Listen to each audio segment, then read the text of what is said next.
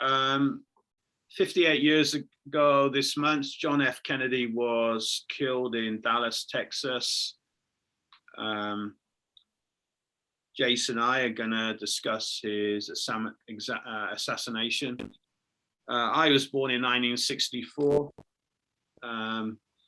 So this thing has followed me throughout my life, and it didn't really gain traction until the 1970s, until the Zapruder film appeared on the Geraldo, or the Geraldo show, I think it was, in the mid 1970s.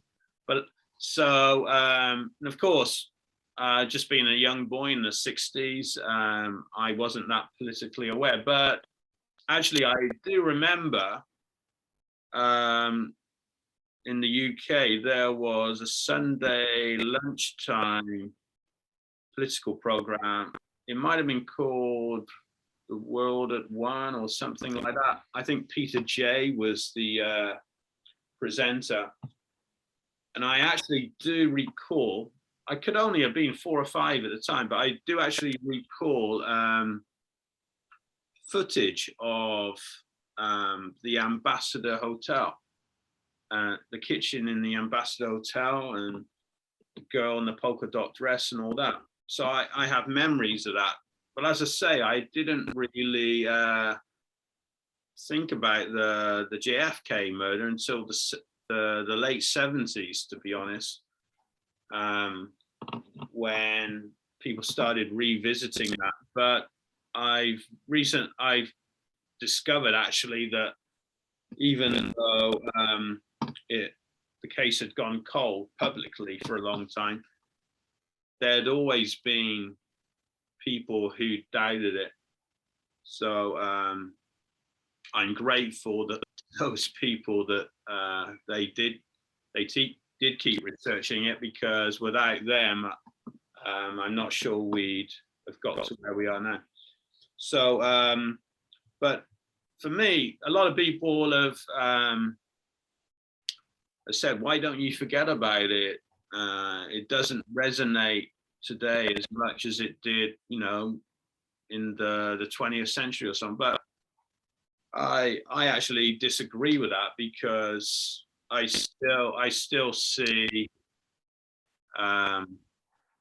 people manipulating the political system for profit and so on. So for me, what happened in 1963 is still very relevant today.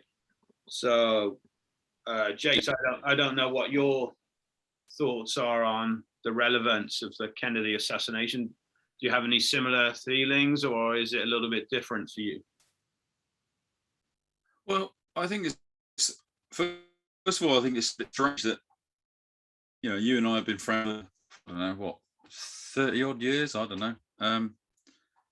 When did we meet? Probably 87, wasn't it? 86, 87, something like that? In the 80s, yeah. We've been friends all that time.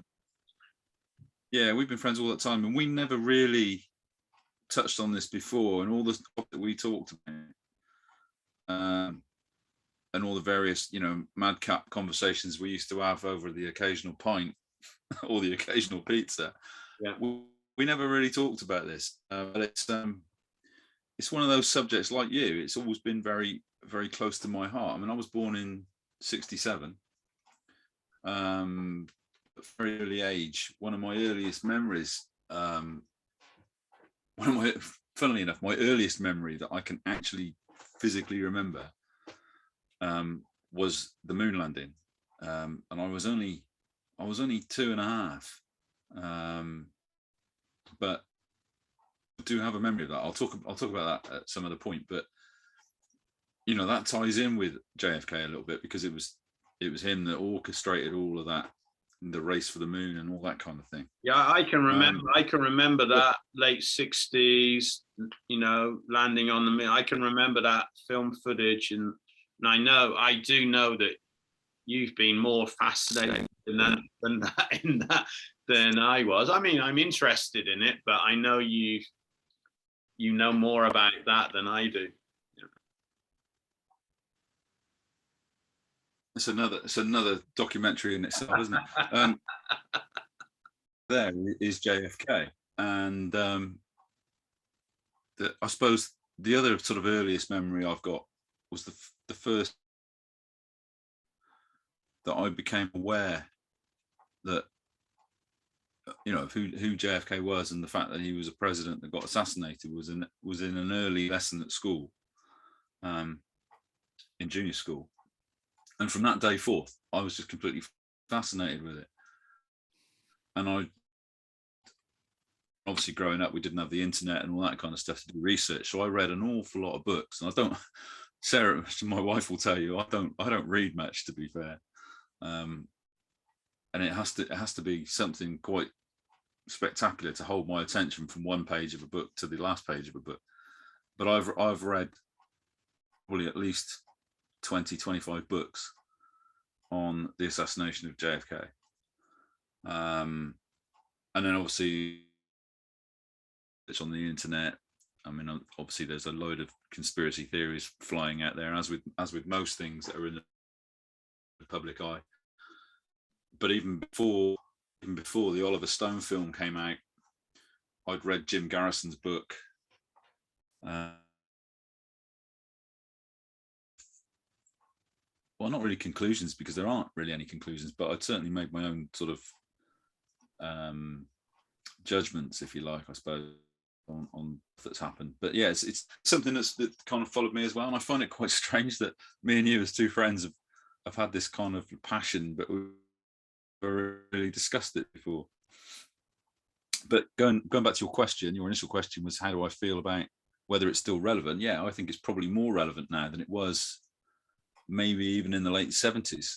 You know, when you look at, well, the last administration that the US had, and how, you know, how corrupt it looked. I'm not going to say how corrupt that was, because that's slanderous, isn't it? So I'm not going to say that. But how it looked from the rest of the world's point of view, and the way things look as though these days, particularly in recent history, like with the Iraq War and all of this kind of stuff, oil, 9/11, all of those things, you know, I think it is more relevant. And I think maybe not in our lifetime,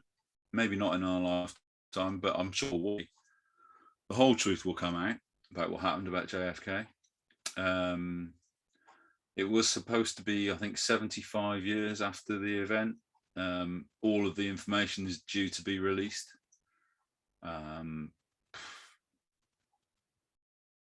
Again, will they release it all? I'm not so sure. I'm not even so sure that anybody in the free world has seen the full Zapruder film.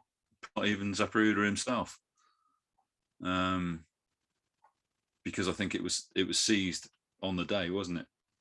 His camera was seized on the day, so he probably never got to see the full extent of what he recorded. Well, no, that's something actually I'd like to talk about in this program, because I don't think it actually was seized. He voluntarily handed it over, I believe. Right. Okay. So, did you want to say anything else, or that's it? Or? No, that was my introduction, Rich. yeah, that's fine. Yeah. So I think similar. Yeah, it is. I mean, I'm of Irish stock, so, and I lived in Sligo, and if you go to Sligo, one of the main thoroughfares, I can't remember what it was called before. I think it was Garavogue Way or something. But if you go to Sligo, one of the streets in the city centre is called John Fitzgerald Way or something. And believe it or not, one of my classmates in Sligo, his name was John F. Kennedy, and the F stood for Fitzgerald. So yeah, he was named, and he was a nice guy as well. Well, it's quite a common name, isn't it? Yeah. So common name in Ireland. Yeah.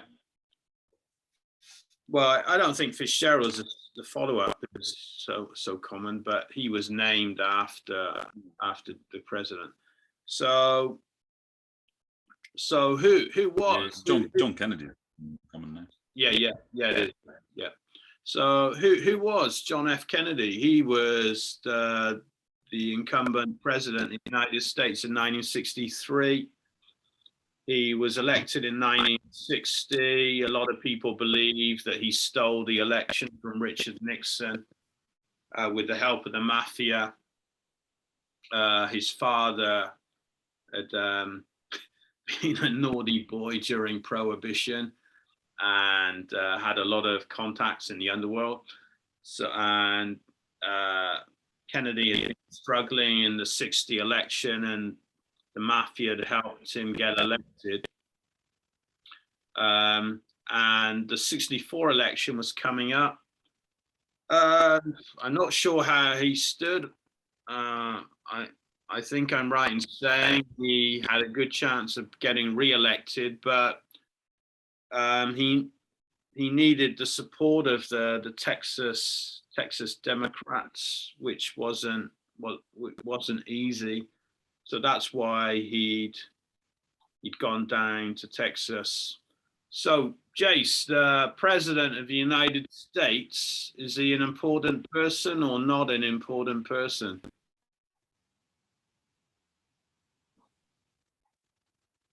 Sorry, you broke up on me then. What was that last point? Did you say? Is he important or not important? The president of the United States. Well, on the basis that today they're calling, they're still referring to Joe Biden as the leader of the free world. Yeah. So the what's free world at the end of the day? So the reason I say that is so not that anybody should be treated any differently in an emergency, but if there were an emergency, wouldn't you think that the president of the United States would get the best of attention, the best of treatment? And if there were an autopsy, he would have the best people go in doing his autopsy. Would you agree with that? I agree. I agree with the sentiment that you would expect that. That's right. Yeah, but I would also, it would be, you could argue that about Princess Diana. Okay, maybe, but everything is set up. They take all the precautions to make sure that all those things are in place. So I think we probably both agree that what happened, for example, with his autopsy wasn't what you would expect the president of the United States to get. So for me, all I'll say on that is that nobody is above the law, right? No. Doesn't matter who they are. Doesn't matter whether they're a king, they're a queen, whatever. The law of the land of that particular land, right. Nobody is above the law. That's right. That's what they say. Yeah. And that's how it should be. Yeah. And but there were so many laws broken and disregarded in that whole furore, melee, whatever you want to call it. Dealey Plaza was a crime scene, whichever way you want to slice it. Whoever did the deed, or whether it was one person or more than one person, whatever, crime scene. Yeah. It wasn't treated as a crime scene. No. Things were slightly different in 1963, but it was still a crime scene. And the autopsy, all autopsies have to be done in the same legal way. It doesn't matter who they are. Yeah, that's right. And but those laws were broken. Yeah, and there are reasons why everything has to be done in exactly the same way, is because you never know. It could be the last person you suspect that did something. So that's why there are protocols to ensure that procedures are followed correctly. Okay, so so I think we both accept then that protocols should be followed, and that they obviously weren't in Dallas and also back in Washington. So let's first just look at the time, okay? So I was just reading a bit about this earlier. James Tague, I think he was saying that he thought the first shots were at 12:29. Officially, I've seen 12:30. So do you think there's anything, does the time mean anything, or is it just a random time? It could have been any other time. Or do you think it meant something? It was a planned time?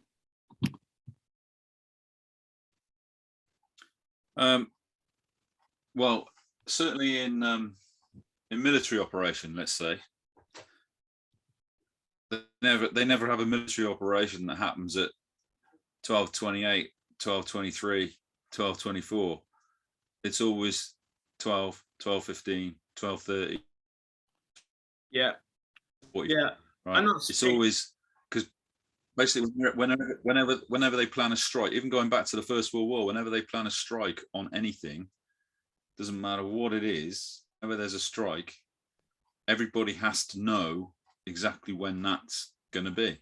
And it's easy to forget the minutes in between the quarters. So, yeah, I think it's relevant. Yeah, I've heard some people say, you know, well, it was 5 minutes late and all that, but for me, for synchronization, all that, 12:30 to me sounds like a good time.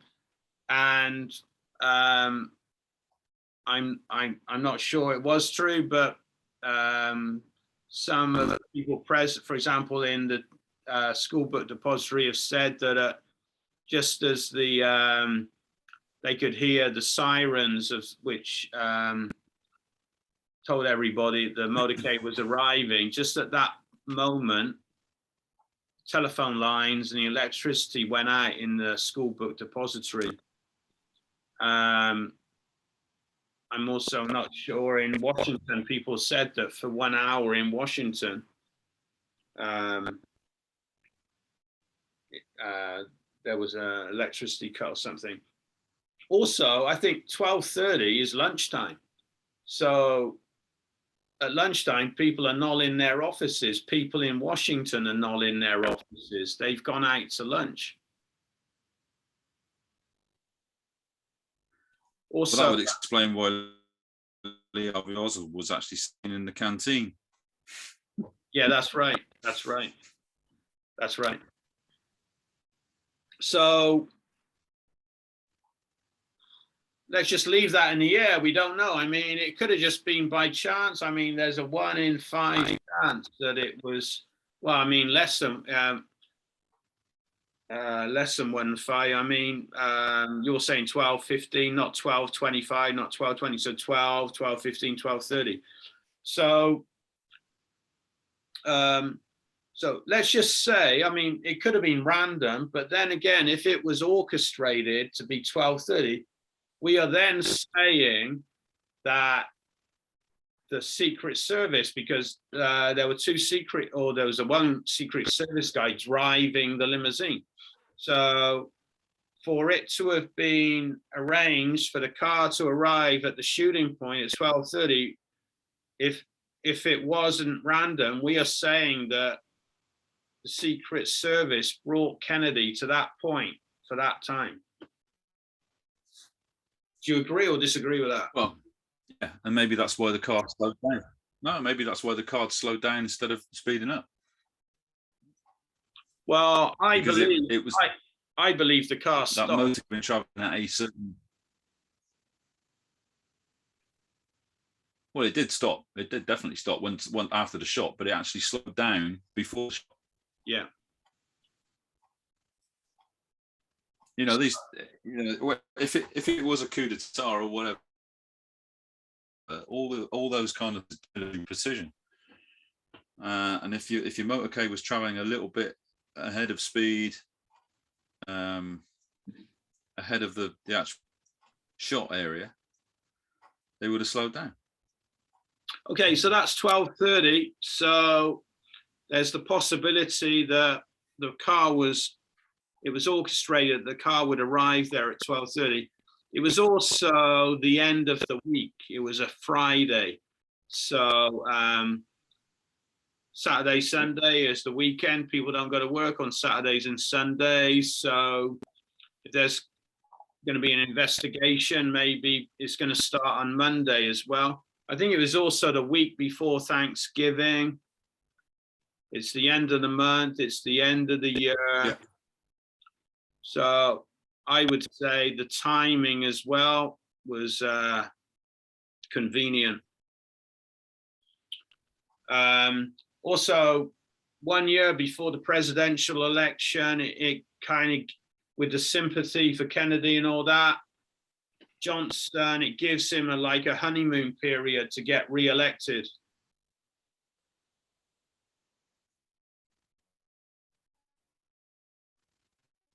Yeah. Anything more to add about the time?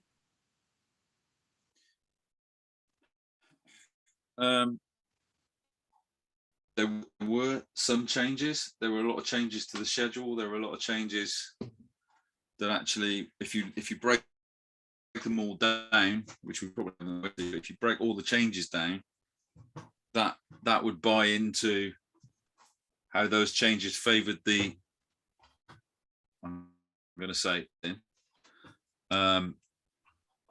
rather than the actual president himself, right? Because if any of those changes had been remotely different, a random assassin or a planned assassin couldn't have done what he did or they did in the time that it was done. If you don't believe Oswald did it and it was somebody else, then you've got to believe they were working to a timetable. So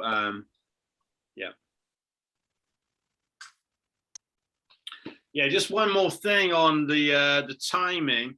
Also, the cabinet, the government cabinet was on the way to Hawaii as well. So there obviously would have been some guys on that plane who might have tried to do something about what had happened in Dallas, although you might also put it the other way and think, well, actually, they might regard it as an alibi. Also, Marcello, was it Carlos Marcello? So at 12 o'clock, yeah. was it in New Orleans? I don't know where the trial was. He just walked out of court 30 minutes earlier. So I think that's a big hint about what happened. Okay, so we've had to talk about the timing. So let's move on to the location. So the location, it's not simply a matter of being Dallas. There are different facets to that. So the first location I would say is the limousine. It was in the limousine. But it was an unusual location in that it was mobile. So we have a corpse, and usually if there's a death, the corpse just stays where it is. But actually here we have a corpse that is moving. And I would say it's an escaping corpse. And it's a little bit like, I'm sure you've seen Naked Gun 2.5. You've seen Naked Gun 2.5 with Leslie Nielsen, and there's a murder or something on the water, and you've got the silhouette on the water, So yeah, O.J. Simpson was in that. Yeah, I think he was. So, I mean, if you were to do a silhouette of the JFK corpse, I think it'd be like a snail trail on the way to Parkland, and then from Parkland, there might You're be, running down a road, mate.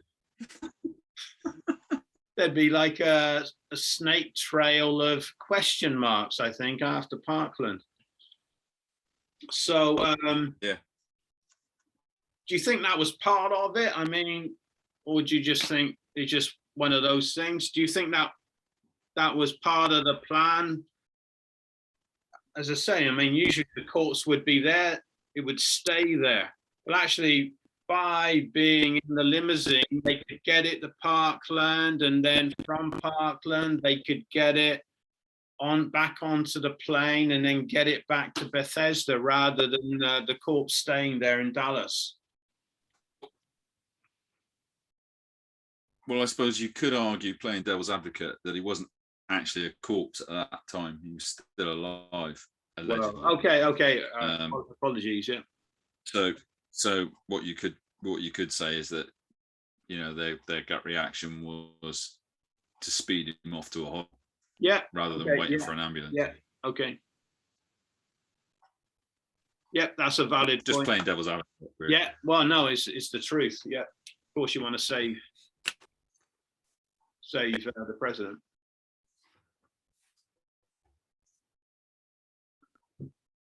So it does make me. I've often wondered though, because, you know, and again, if you think about all these things as if they were orchestrated, I do think it's also relevant as to where he was sitting in the vehicle,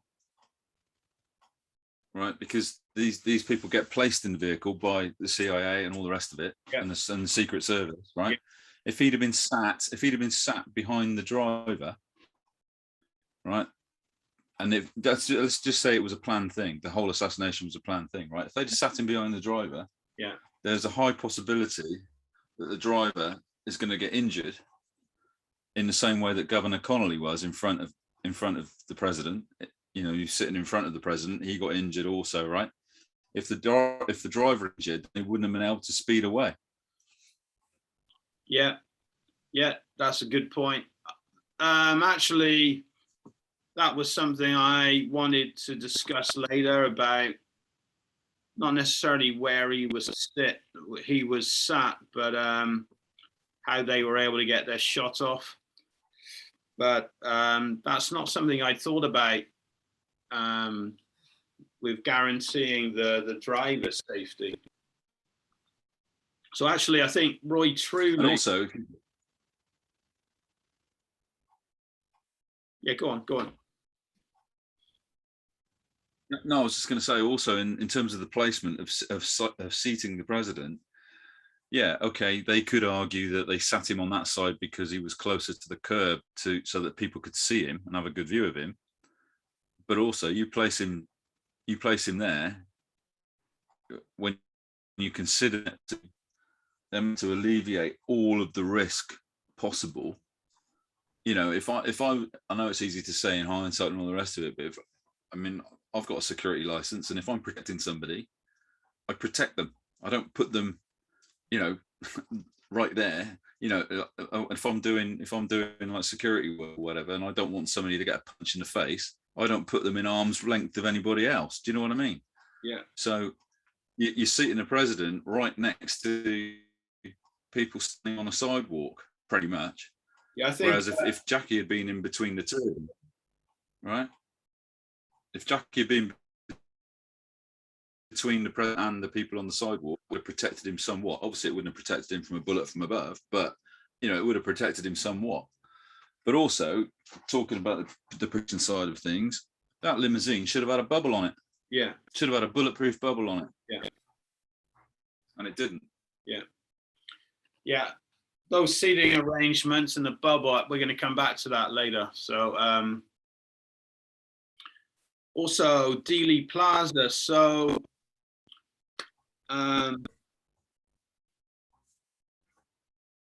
when people talk about Dealey Plaza, they just talk about it as if it's, you know, like going into the city centre in Portsmouth or someplace. But actually, nobody discusses what the area was. I mean, if we just start from the overpass and then move around clockwise. So I think first we have the car park. I'm not sure, but I think that was the sheriff's car park there. And it was apparently it was a secured car park. And yet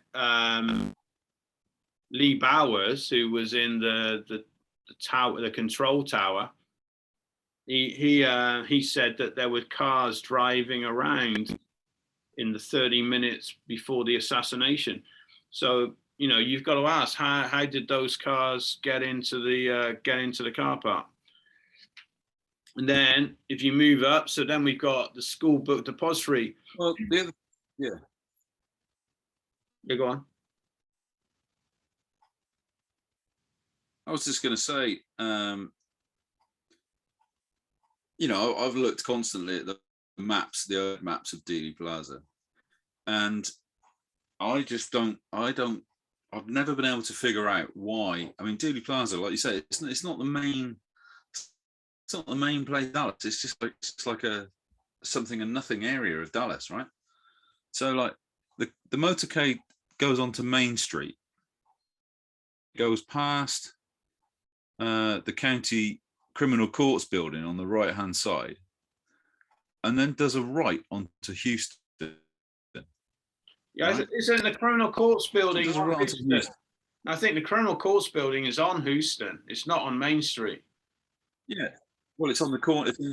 It's on the corner of Meat and Houston. So right, okay. Basically, you've got Main Street comes along like that, and then Houston goes up like that. The courts building is literally on the corner of both, right? Okay. So you come down Main Street and you're coming alongside the courts building. Yeah. And then you turn a right onto Houston, and then you're in front of the courts building. Okay. And then they go down there and they go down towards Elm Street. Right. Yeah. They go down towards Elm Street. They do a sharp left turn on Elm Street. Yeah. To come down Elm Street, the book depository, and then down under the underpass. Why the hell did they not just keep going down the street instead of turning right? Main Street runs parallel. It makes absolutely no sense. Yeah, I don't live in Dallas. I didn't live in Dallas in 1963, but I think I'm right in saying that if you continue down Main Street, you couldn't get on to the Stemmons Highway to go to the Trademark. You had to go down Elm to be able to get onto the Stemmons Highway. I think that's what. Right, so this then leads on to my next question. Okay. Right. Had they gone down Main Street, could have got to the hospital a lot quicker, right? But because they were on that Elm Street and they went down that underpass, yeah, they had a longer journey to Parklands Hospital than if they'd been on Main Street. Yeah, that's a good point. And also on that as well, if they'd gone left on Houston and done basically the exact opposite, so if they'd gone left on Houston and then gone down to Commerce Street and then taken way around under the underpass, so like gone to the opposite grassy knoll, if you like, right? They would have taken the same route but a mirror image, and they would have also been able to get to the Trademark that way. Yeah, I don't know Dallas. I don't know Dallas downtown at all, so I don't know whether they could have got there some other route. I'm sure they must have been able to. But that's a good point about being able to get to the hospital quicker and all that. So, but if you were trying to find a location, right? If you were trying to find a location that would give you so many vantage points, let alone a drain in the ground, right? So many vantage points where your target would potentially be a sitting duck, right? With a triangulation or even a quadrulation of crossfire.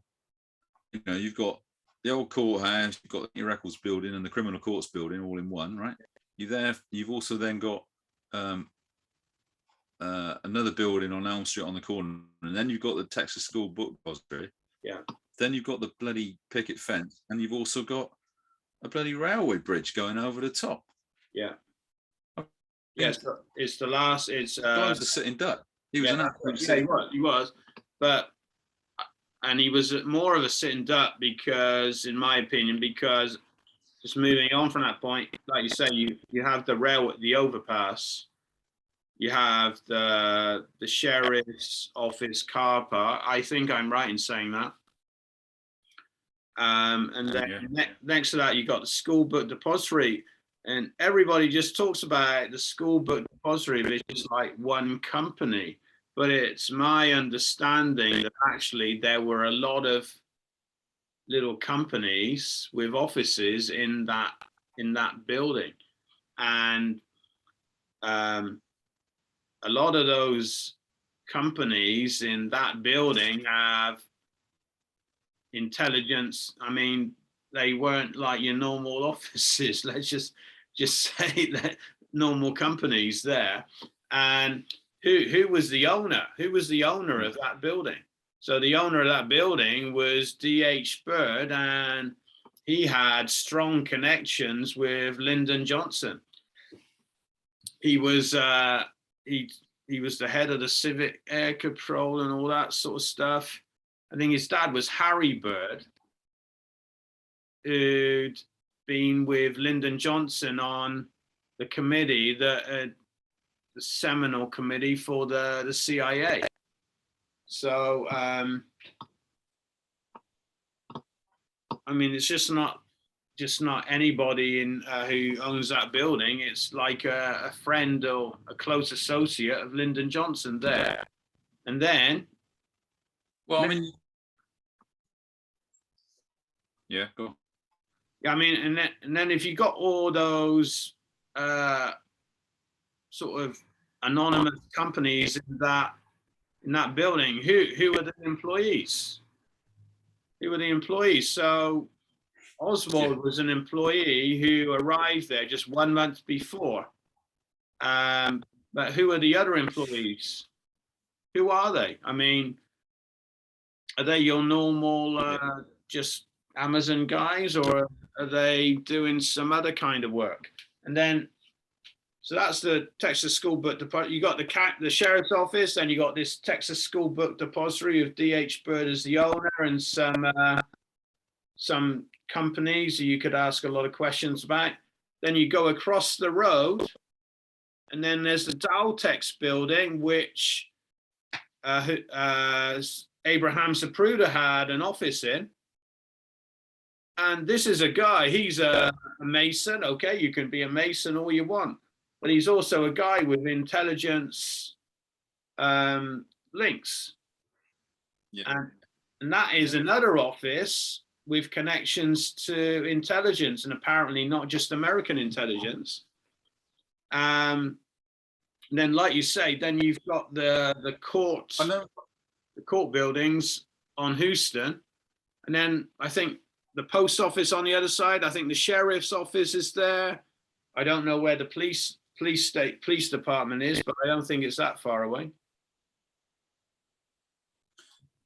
So I mean, you're talking about I know you can argue as well. Yeah, you can argue that lessons were learned that day, right? Let's just again play devil's advocate and say that was what it was, or what they say it was, which was, you know, a lone assassin does a deed, gets lucky, gets his target. All right. Yeah. Let's play devil's advocate and let's just say that was the case. Yeah. And you can say that every moment since where you've got a leader or a high-powered, influential figure, whether it be a member of the royal family, any country's royal family, whether it be a high-powered businessman, mogul, whatever you want to call it, that is in that situation, they're never in a situation, right? For example, if you've got the Queen, say, for example, doing a visit somewhere. The security is off the scale. It's absolutely off the scale. Yeah. And there is no, if you recreate the scene now, there is no way you'd get, you know, the Donald Trumps or the Joe Bidens of this world being put in that situation, right? They wouldn't go in front of a court building full of convicts, you know, in jails, looking out the window with windows open, with no bubble on the car. None of that. That wouldn't happen, right? You could argue that it wouldn't happen because of the JFK shooting, but you could argue the fact that it wouldn't have ever happened normally, and it shouldn't have happened in the JFK assassination. Yeah. Those CIA guys, those security guys, you know, they were still there. It's not like the CIA and the security happened after JFK. They were there. Yeah. They were there already in place. Those protocols were already in place, but they didn't even follow the basic security protocols. Like, oh well, why is that building still open for business? Why is that building still got people going in and out? You know, in and out. You know, whether they're full hobos or whatever, they're going in and out of that building. Why is that building still open? Why have we not shut that building for an hour? Yeah. Right? Why have we not closed that building down for an hour or two, whilst the whilst the motorcade goes past? We as security guys can, up to a point, control a crowd, eyes on the crowd. What you haven't got eyes on people in a building. You haven't got eyes behind a window, and as we're open. And they noticed that these windows were open, some windows were open, but they never raced into the building or sent somebody, got on their earpiece and sent somebody into that building saying, there's a window open on that sixth floor of the book depository. Get up there and shut it now, right? None of that happened. And that's all basic security protocol. Yeah. It was in place in 1963, didn't follow. Yeah, I mean, well then, like I said, you could argue. Yeah, you could argue that every situation since then has learned lessons from that. But I'm damn sure that even today, if they wanted to get rid of somebody, those protocols wouldn't.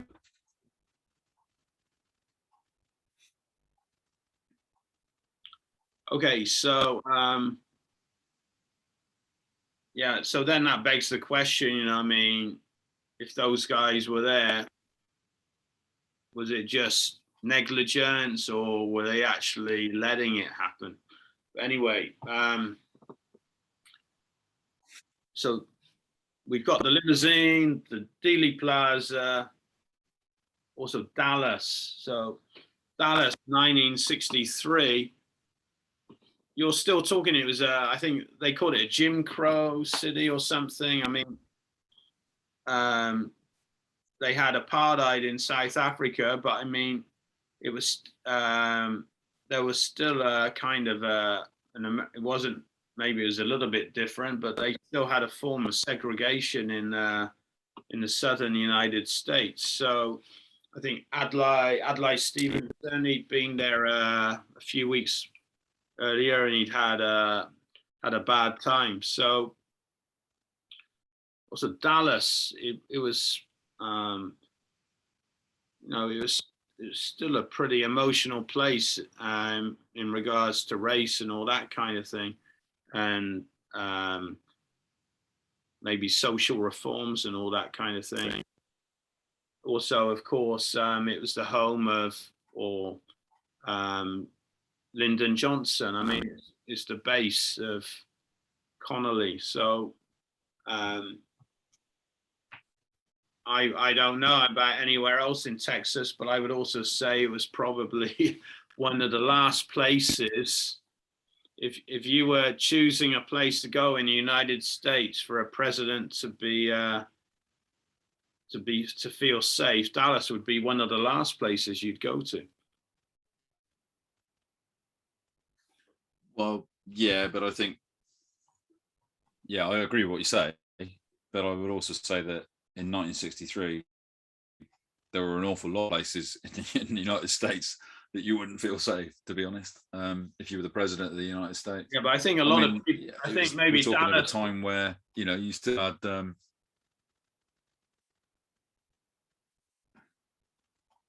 well, yeah, maybe, but you still had everywhere in the States, you still had, you know, white black separation.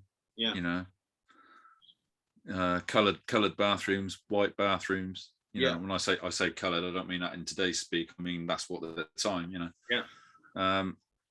And signs up everywhere saying no colours and all this kind of stuff, and you know, a real bad time in history for America. Got to say. Yeah, what surprised me actually, I saw some footage of the Kennedys actually, because I think they had a home in Virginia or something, and they like had servants, black African servants. I was kind of, you know, makes you think about, you know, stuff like that. Okay, well, yeah. So we talked about the time, we talked about the location. So he's been shot. So okay, maybe the crime scene protocols are more advanced these days, but even back in 63, there are still some standards that you would expect to be followed at a crime scene. So let's have a look at those. So I don't know, what would you say would be the first thing to do if there'd been a shooting? So of course the limousine is moving. So JFK, yeah, maybe I shouldn't have called it a course. Of course, he's still officially alive and going to hospital, and they're trying to revive him. So, so I guess you want to secure the crime scene. So, well, actually, you have a couple of crime scenes. You have the limousine, which is mobile, but you also have the area where he was shot. So, what are your thoughts on how the police or the Secret Service, anyone else, any other law enforcement that was there, did they do everything that they could, or not? It was just a shambles. It was just shambles at the end of the day. I mean, for a start, if you look at the footage, there doesn't seem to be an awful lot of regular police in attendance. Maybe that was deliberate, who knows, but there doesn't seem to be an awful. I don't think,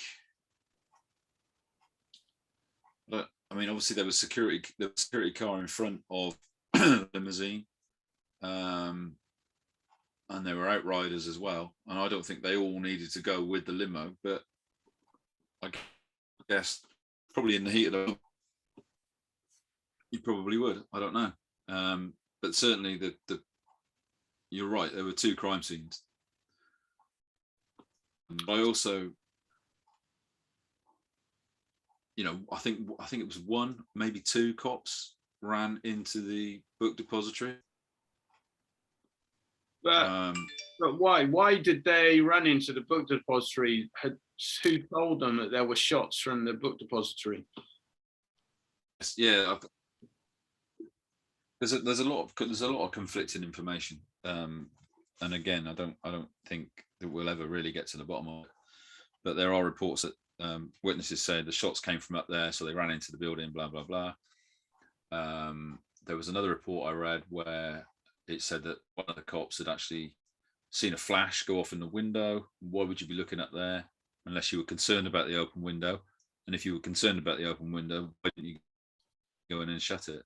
So, but I get back to the point. The president of America, is he an important person or not an important person? And in which case, do you set up roadblocks? Do you shut down the train stations? Do you shut down the bus stations? None of that happened. Well, no, but again, and I seem to be playing devil's advocate. I think in 1963 it wouldn't have been as easy to do that as what it would be today. I mean, today you just get on your smartphone or whatever, and you just get it up in minutes. I would imagine it would be difficult to get a railroad shut down.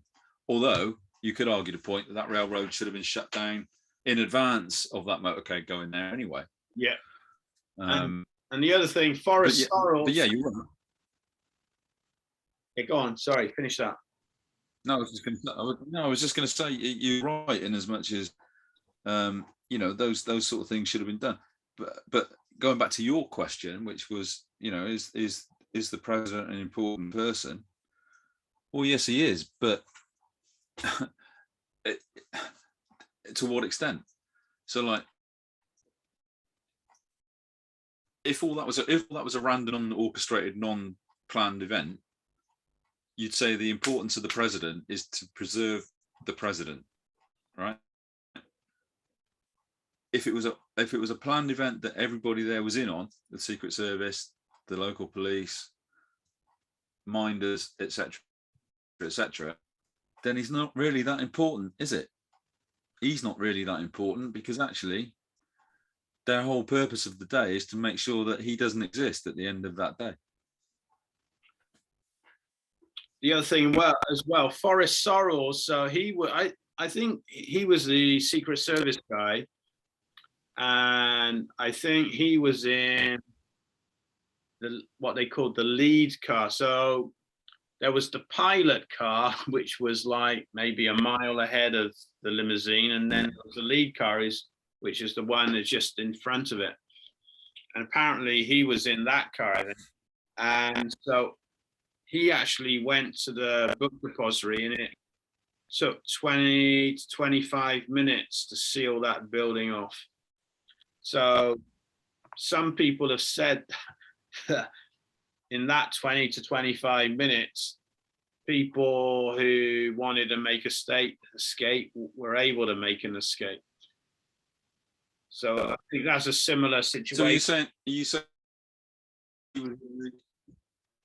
So you're saying he was in the lead car in front, but then didn't go with the motorcade to Parklands? Well, yeah, that's the information I have. Yeah. Did a U and came back?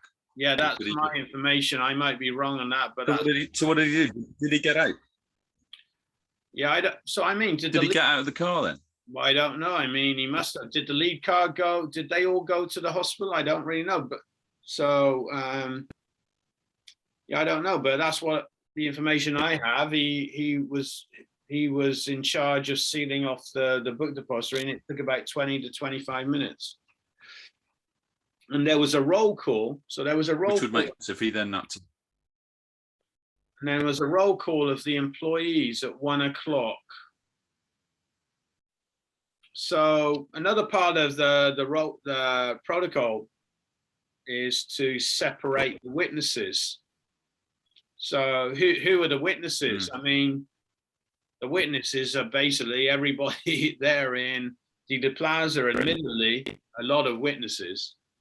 But again, I mean, I get back to the point. I mean, we're talking about the assassination of the president of the United States. So, I mean, if it's going to take a while, it's going to take a while. But they didn't even. Most of those witnesses just were allowed to disperse and go home, as far as I can see. I think they interviewed, or maybe one tenth of them or something.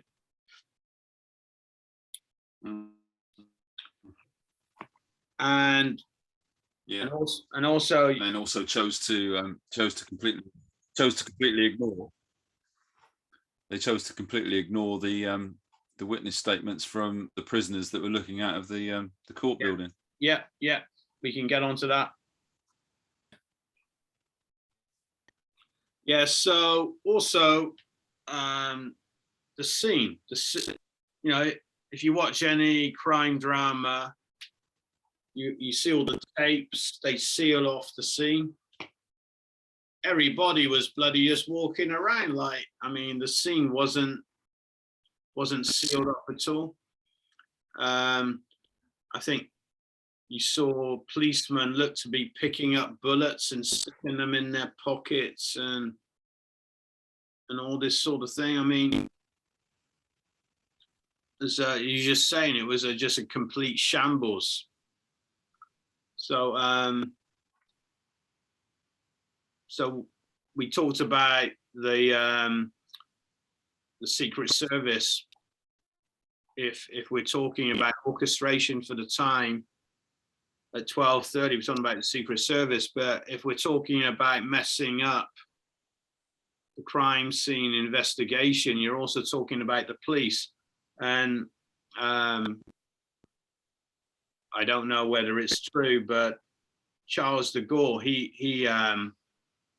there were several attempts on his life, and his official biographer was quoted as saying, I can't confirm this, but it was his official biographer said that de Gaulle said that this assassination couldn't have taken place without the assistance of the police.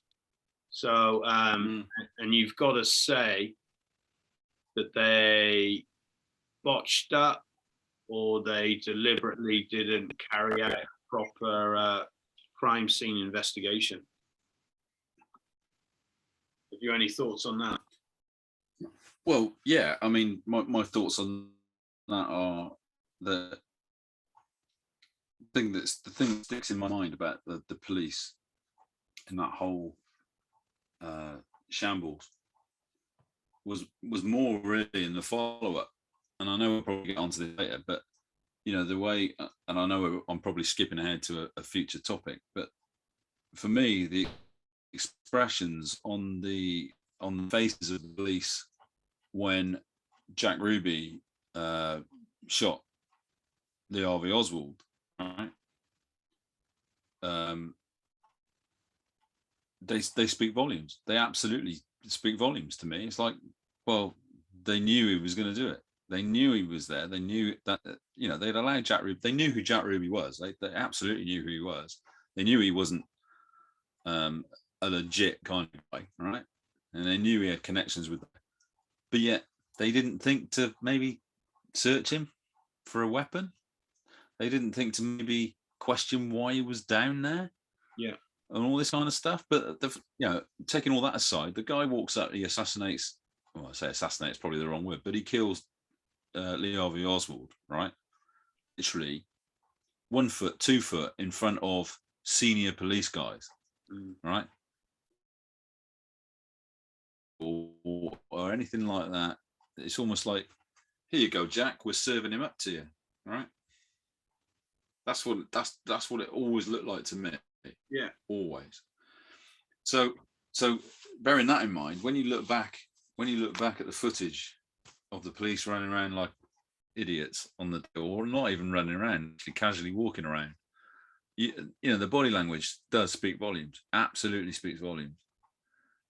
And also, you know, if you think about other incidents that followed in times after JFK in America, where, you know, stuff happens, like, for example, when Reagan got shot.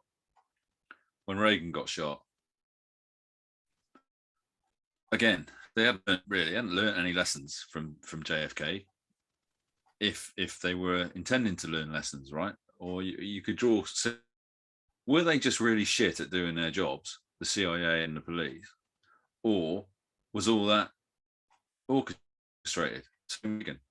Same with Bobby Kennedy as well. You know, you can't imagine that kind of thing happening today at random chance, right? You just can't. You know, you would have argued the point that because Trump was so controversial, there would have been at least one in the size of America, at least one, you know, lone gunman, nutter, whatever you want to call them, that would get to Trump, right? But that never happened.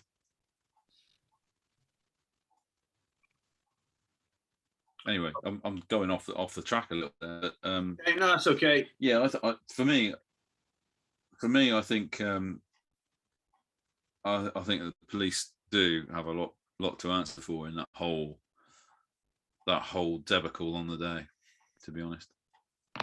Yeah. Okay. I think we're going to come back to that a little bit later. So, okay then. So we got a moving crime scene in the limousine, an unsecured fixed crime scene in Dealey Plaza, and so if we then move to Parkland Hospital, where Kennedy's body was taken to, or theoretically he's still alive. I think he was still alive. Technically, he was still alive. So I apologize if I suggested he was dead earlier. And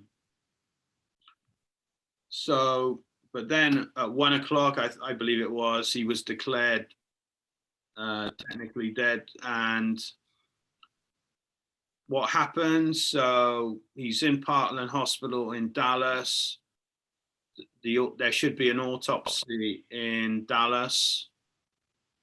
The Secret Service, and that's William. I think it's Bill Greer and Kellerman. Is it William Kellerman? I forget what his first name was. So they were the guys in the limousine. They actually they took the body away from the hospital, which they shouldn't have done. So again, here we've got the Secret Service breaking more protocols. Not only that, you've skipped a massive chunk there. Okay, go ahead. You've skipped a massive chunk. So the autopsy should have been performed by the surgeon in charge at Parkland Memorial Hospital. Okay. But he was removed and he was stopped from doing that autopsy by the Secret Service and the CIA. They got some other geezer in to do it who wasn't even qualified. Now, like, you go back to the importance of the president, right? Yeah, but I think the autopsy was at Bethesda, wasn't it? Or you were talking about, you mean you're talking about some judgment in Parkland Hospital? Yeah, but the autopsy should have been, what I'm saying is, the autopsy should have been done. No, the autopsy should have been done in Parkland, right? Yeah, that's right. It wasn't. Moved him to Bethesda. Yeah, that's right. Yeah. They moved into Bethesda. That's right. Yes, but that's the point I'm saying. So they broke. Yeah. So the autopsy should have been. And they do the autopsy. But let's push that back about the Bethesda autopsy bit. But like you're saying, the autopsy should have been done in Dallas, and they illegally took the body from Parkland Hospital. So again, to me, by wanting to get that body away from Texas and back to Washington, to me, that suggests some central control at work.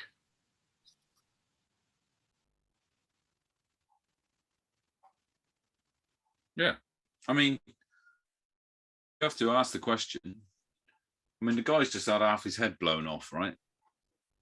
Okay, he might have still had a pulse, but there's no way he's coming around from that, right? No. And anybody with half an ounce of whatever would know that he's not going to survive, right? So it begs the question: why did they then take him to Parklands? Right? Why did they take him to Parklands in the first place if they had no intention of letting them do what they legally would have to do once that injured person enters that building? If they had no intention of letting them do what they had to do, then why don't they just go straight to business? If that's what they intended to do all the way along. Yeah. There might have been some legal thing about that. I don't know, because Johnson wouldn't go back to Washington without the body. he said, if the body's staying here, I'm staying here as well. For some reason, he wouldn't go back to Washington if the body wasn't going back.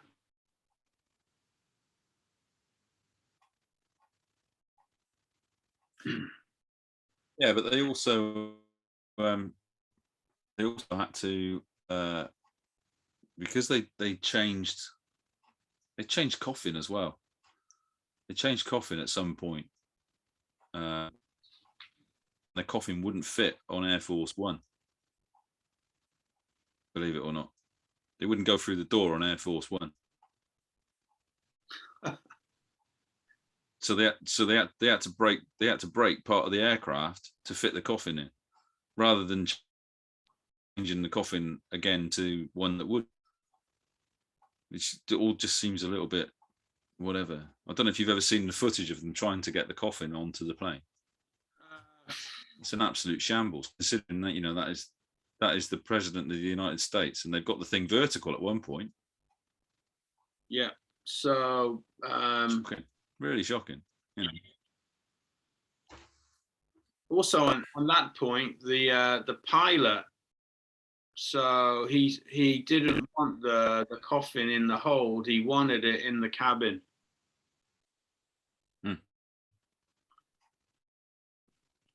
Okay, so we've got the body illegally removed from Parkland, but then what other evidence do we have? The limousine. The limousine is also moving evidence. It's not fixed evidence, it's moving evidence, and it's a very similar story to the body. So again, the limousine is an important piece of evidence that should be staying in Dallas to be examined in Dallas. And what happens? It goes back to Washington, and it's washed. They were even at Parkland. I think they put the bubble on it when it was at Parkland, and they had a bucket and water out, and they were actually trying to clean the car. I mean, that limousine is a piece of evidence. So yeah, they washed the seats. They washed his blood off the seats. So that limousine is evidence. It should have been, and it wasn't I think I'm right in saying it wasn't a federal crime. It should have been staying in Texas for them to sort out, and the limousine should have stayed in Texas. What happened? It went back to Washington. They washed it. They rebuilt it immediately. And the guy who was responsible for that was I think he was the head of the Secret Service. Was his name Rowley or something? And he was a friend of Johnson. They went back to the 1940s, and he also lied to the Warren Commission about what had happened. So that's also if that limo had been preserved as a crime scene straight, there wouldn't have been any opportunity for any policeman or CIA or Secret Service guy to drop the casing of that magic bullet to the car. But again, a topic for later. I think also one, possibly two of the motorcyclists said that in the windscreen, there was a bullet hole in the windscreen of the car, suggesting bullets from the front, and which is where I think most of the damage came from, not from the back.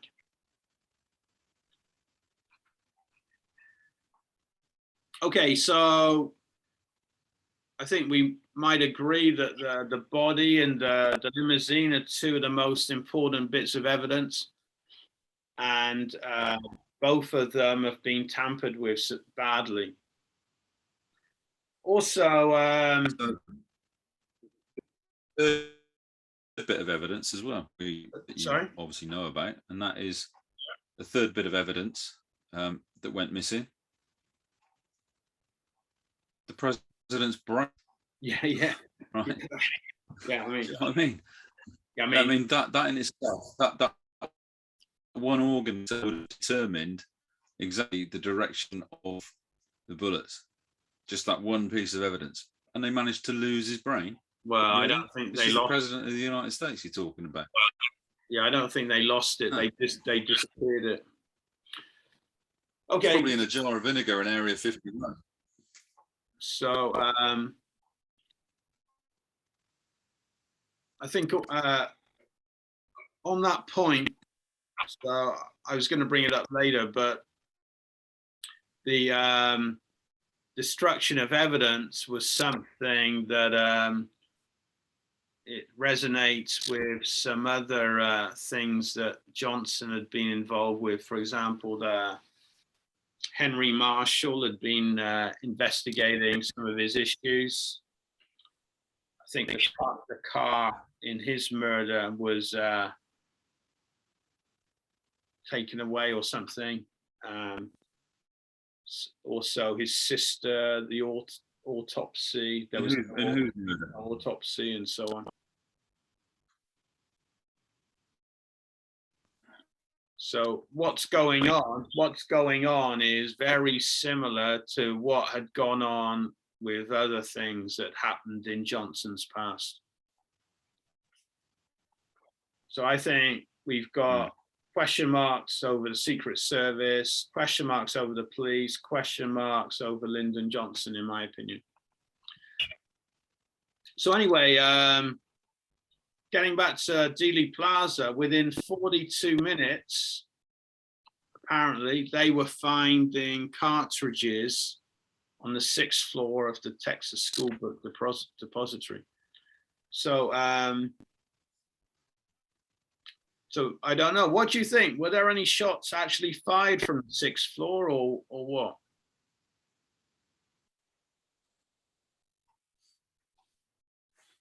Do you know what? It's a question I've always asked myself. And I don't think I really want to come to any conclusion until I've actually visited that book depository. Does that make sense? Yeah, I know what you mean. I want. It's still there. It's a museum, and you can visit it. You know, I'm going to go there one day. Yeah, I mean, I think until I get a sense, I get a feel of it, get a sense of it. I'm not sure. It's on my bucket list actually to go to Dallas just to check everything out. Yeah, mine too. Logistics. Do you know what I find a bit strange? What I find a bit strange about all this is that other crime scenes around the world, you know, of lesser stature, when somebody, you know, comes in, you know, kills somebody, or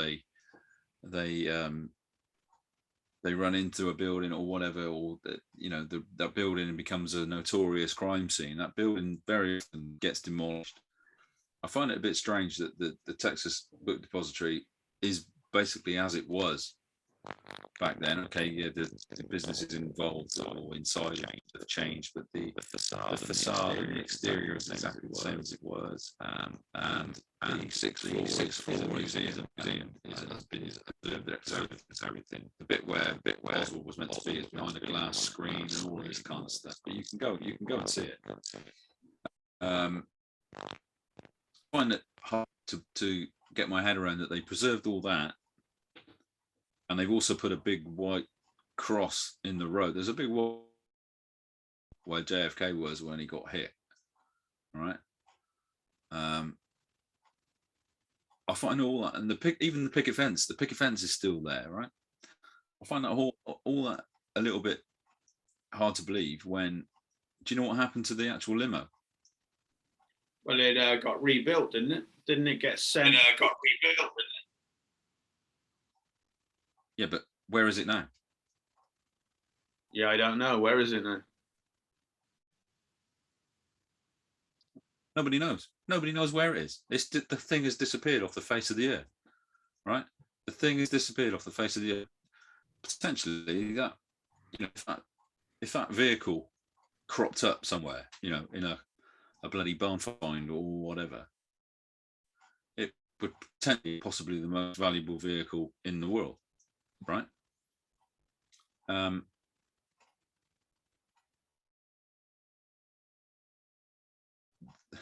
The car that Bonnie and Clyde were shot in, right, that was riddled with bullet holes, is a museum.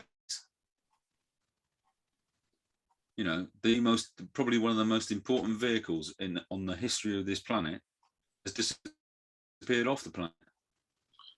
Yeah. I find that really hard to actually to compute. That's just beyond my realms of comprehension, really, as to why that car would just disappear like that. You know, because even somebody buying it later on in years would know the history of that car and would want to preserve it or put it away for posterity or whatever. Personally, I think that car is in Area 51, along with every other secret. Nothing to do with aliens. I reckon Area 51 is the warehouse for everything that we aren't meant to know about. Well, I think it was rebuilt, so, but I'm not sure there would have been anything incriminating left. But the thing about the museum, the depository museum, is I always remember Bill Hicks. He was the American comedian. I think he died 20 years ago or so, and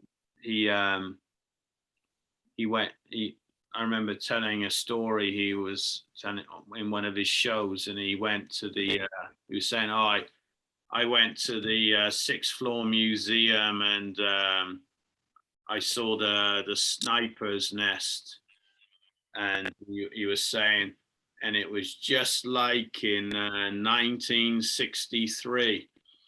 Oswald wasn't there. That always makes me laugh. Okay, so so we've had a look about how security or lack security was and so on. So Jace, what about witnesses? What did they say? So for example, I have one of the first things I have written down is that the limousine, it didn't speed off immediately.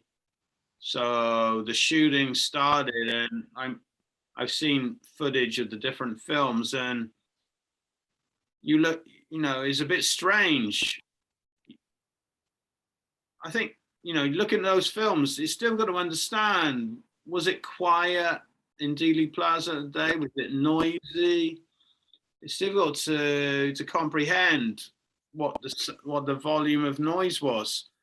But, to me, it seems strange That's a good point. that there had been a few shots already fired by the looks of it. And you look at the films, and the Secret Service men are going like this as if nothing's happening.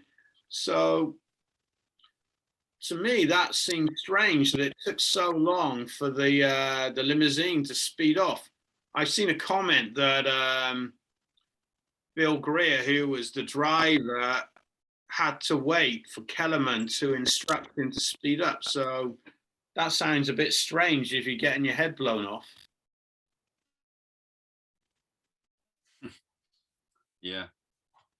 The whole thing was strange. I mean, I would imagine there would have been quite a bit of noise before the gunfire because people were cheering. They were cheering. But then also, if you look at it, the ground hole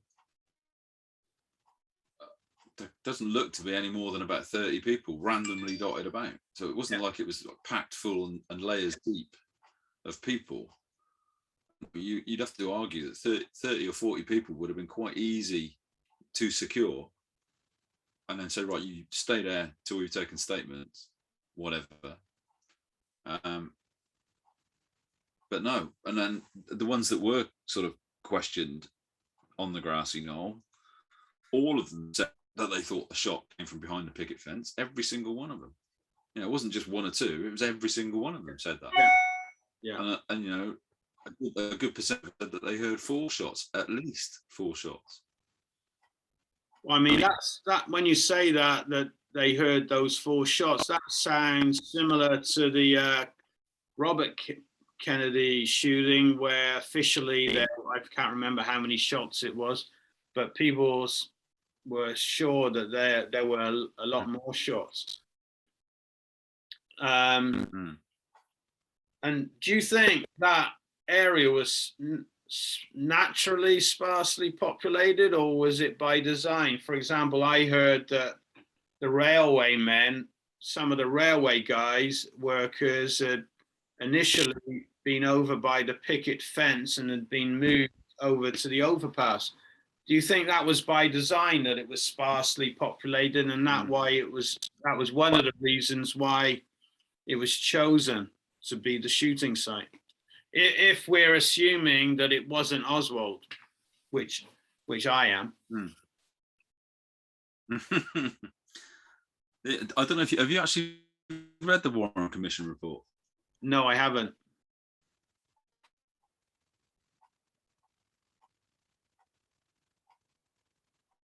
Have you read it? No, I haven't read it. So I have. It took me months to read it. But anyway, in there, 26 one of the counter arguments, one of the counter arguments for the witnesses saying there were more than 3 shots was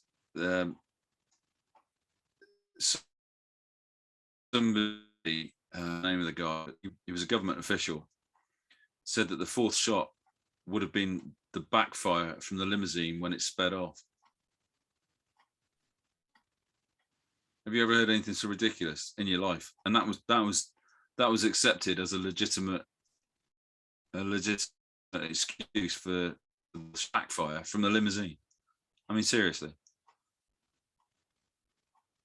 After Daily Motors, I'm not sure about that. Yeah, I mean, well, that's one reason why I haven't bothered reading the Warren report, because I mean, I don't want to waste my time, to be honest.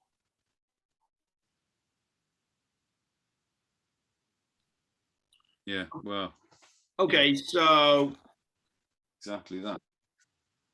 So I think it was Roy Truley, who was the Oswald supervisor in the depository. Reportedly, he said that the limousine stopped and veered to the left. I'm not saying that's what happened, but a lot of people said that the car did stop, and he's saying it also veered to the left. So if it veered to the left,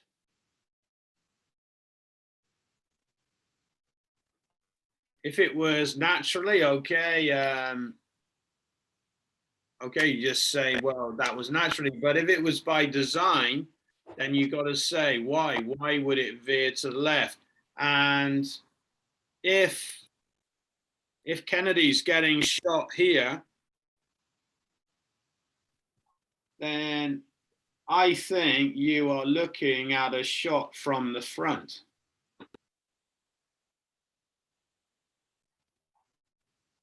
Well, yeah, I mean, I wasn't the best physics student at school, but I'm saying that if it was, let's just for argument's sake say all the 3 shots fired came from the book depository, right? They came from Lee Harvey Oswald's rifle when he sat up there, right? And this is a guy who wasn't particularly very good at shooting, to be fair.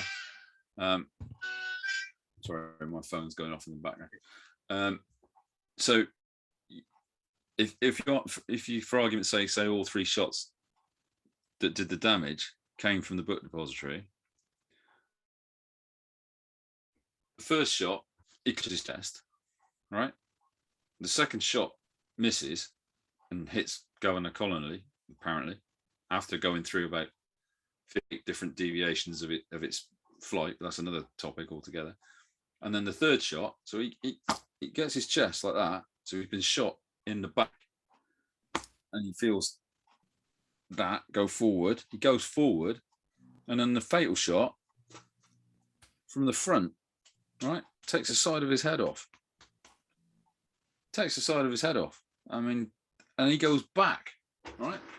Now, if you're getting shot from behind, you don't go back. Yeah, you just don't. I agree with that. But what I'm saying is, I'm not saying it did happen, but let's just say that the car did veer to left. So if you watch the Zapruder film, you're just assuming the car is coming along, and then you're imagining there's a shot from the grassy knoll area that pushes him back. But what I'm saying is, if the car's coming along and then suddenly it veers left, then actually that changes your perception of where the shot comes from. So from thinking the shot comes from here, actually the shot is coming from in front. I'm just putting that out there. I'm not saying that's what happened, but I'm just saying, and if there's a cut in the Zapruder film, because I believe there is, if the Zapruder film is being tampered with, then that might be why it was tampered with, to hide that stop and veer to the left. Although I have to say, my heart says it's more from the front, but my head tells me that there was a shot from the grassy knoll.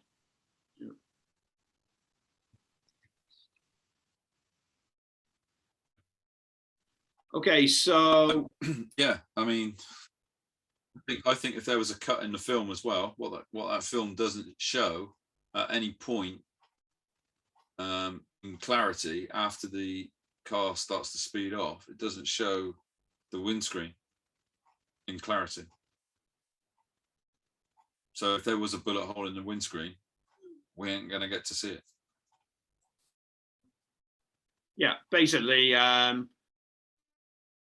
the film was tampered with to hide anything incriminating. On the matter of the film, so I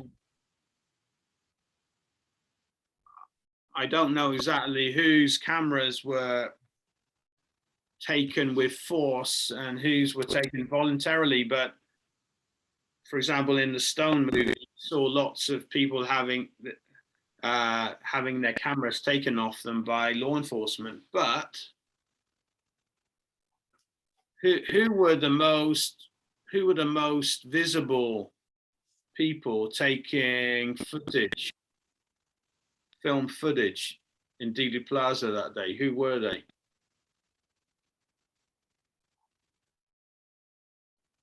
I mean, who were they? Well, for example, there was Mary Mormon, for example, but I think, didn't she have a camera taken off her? And then in that area, there was also Ike Alkins or Alchins, I don't know how you pronounce his name. Abraham Zapruder on the plinth, and then behind Mary Mormon and Jean Hill, I think it was the what people called babushka lady. But a lot of people seem to have had their cameras taken off them, but forcibly. But Abraham Zapruder and babushka lady didn't have their cameras taken off them. So why was that? To me, that's a little bit strange. So Abraham Zapruder's there. I mean, there's Abraham Zapruder on one side, babushka lady on the other. It's almost like they're filming a photo finish in an Olympic race or something. And yet all law enforcement, they're taking Mary Mormon's camera and I think a few other people's cameras, but they didn't go anywhere near the cameras of Abraham Zapruder or babushka lady. Nobody knows what happened to that camera or that film of babushka lady. Nobody knows who she was. Although I think later Beverly Oliver said it was her. I don't think it was her myself.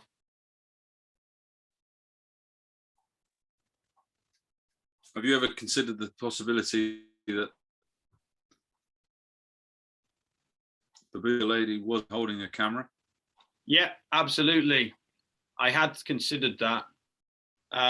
Also, and it looks to me, if you notice the way she's standing, is very militaristic.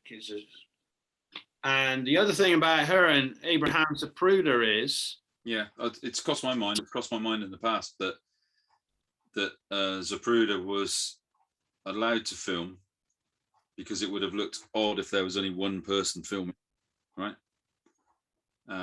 Which obviously would have been Babushka lady, and was Zapruder there as the foil, if you like, and allowed to film it.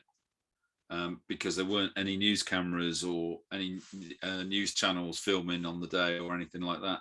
So therefore, there had to have been a recorded event of it in order for the CIA to sell their version of events to the public, right? Because you imagine if there'd been no film at all. I mean, I know that footage didn't really emerge properly until the early or mid 70s, but at the end of the day, parts of that footage was shown almost immediately. It was only the full length of the film that emerged in the 70s. So it's often crossed my mind that Zapruder was the official recorder of the event put in place by the authorities to allow that to happen, and Babushka lady was there with a weapon rather than a camera. Carry on. I'm just yeah. So yeah, on that point about Zapruder and the so-called Babushka lady, besides that symmetry, that they're like, I don't know the angle, to be honest, in relation to where Kennedy was when he was shot, or the different shot for the different shots. right. But, the other thing about that was, if you look at the footage, everybody's on the floor taking cover, but Yeah. Zapruder and Babushka lady are just standing there still, and they're not worried at all. So, okay, Zapruder was on the plinth. Apparently, he suffered from vertigo. But I still say, if there are shots flying around, you're going to flinch a little bit. Well, unless you're expecting it. Yeah. But that's exactly the point. But they didn't flinch. And Babushka lady's the coolest person in the plaza. So that is very strange behavior. Yeah, exactly that, man. Under the circumstances.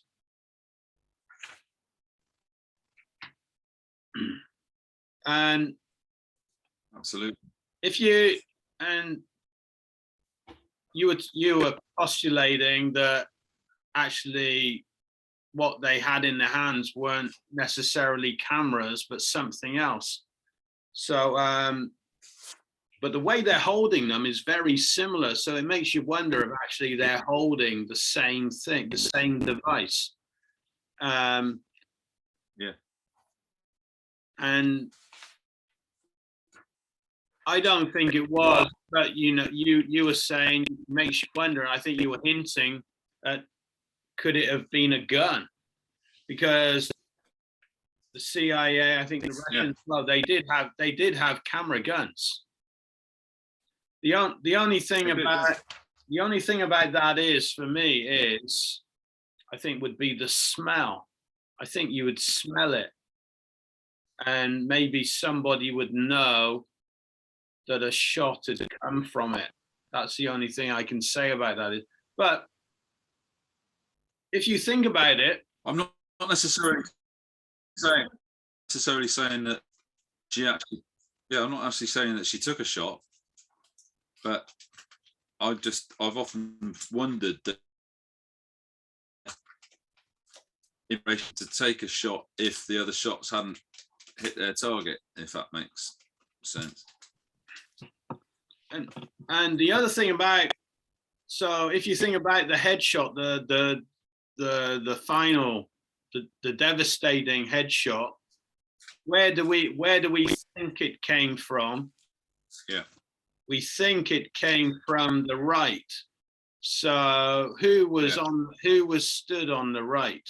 Who was on the right? And visibly pointing something at the Kennedy's head, and that was Zapruder. I'm not saying that it was him, but, and I think you would have smelt it, you would have seen something to know it was a gun. But to me, just their activity is strange. Also, when Zapruder, he then went on TV. Was it the same day or the next day? I'm not sure. I just watching him on TV. I'm not convinced by how he was. I'm sorry, I might be wrong, but I just wasn't convinced by what he was saying on TV. I've looked at that Zapruder film an awful lot, and I've never been totally satisfied that from where he was, so say, filming it from, is conducive to the angles that we, right? So I've actually questioned in the past whether the Zapruder film came from the Zapruder camera, right? Absolutely, yeah. I've heard. So leading on to what I was saying earlier, and touching on what you just said, maybe the Zapruder film came from Babushka Lady's camera, which would be conducive to the angles of the film, right? And maybe Zapruder's camera wasn't a camera. Yeah. So as I was saying, he worked at that Dal-Tex building. He had intelligence links. So I mean, he was Ukrainian. He was a Russian. He was Jewish. Ruby was Jewish. I think. Do you think? I know. I